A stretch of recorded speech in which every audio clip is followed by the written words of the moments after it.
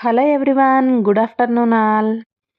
చాలా రోజుల తర్వాత మళ్ళీ మామిడికాయ పప్పు అయితే ప్రిపేర్ చేస్తున్నానండి. చాలా కమ్మగా ఉంటుంది.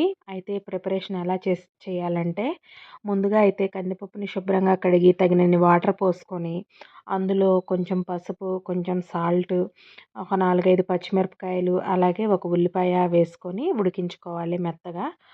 ఇది మెత్తగా ఉడికిపోయిన తర్వాత చల్లారపెట్టుకొని ఒకసారి మెదుపుకొని, అందులో తగినన్ని కొన్ని వాటర్ పోసుకొని రెడీగా ఉంచుకోవాలి. తర్వాత తాలింపు కోసం స్టవ్‌పై కడాయి పెట్టుకొని ఆయిల్ వేసుకొని, ఆయిల్ కొంచెం వేడయ్యాక ఇందులో తాలింపు గింజలు, నేను ఇందాక ఉల్లిపాయ వేయలేదు కాబట్టి ఒక చిన్న ఉల్లిపాయ, పచ్చిమిరపకాయ, ఎండుమిరపకాయలు, అలాగే కరివేపాకు వేసుకొని పోపు మొత్తం ఫ్రై చేసుకోవాలి. ఇలా చక్కగా ఫ్రై చేసుకొని మీకు కావాలంటే ఇంగువ కూడా వేసి ఈ తాలింపులో మనం ముందుగా ప్రిపేర్ చేసుకున్న పప్పునైతే వేసుకోవాలనమాట. పప్పు మిశ్రమం మొత్తం వేసేసుకోవాలి. చూడండి.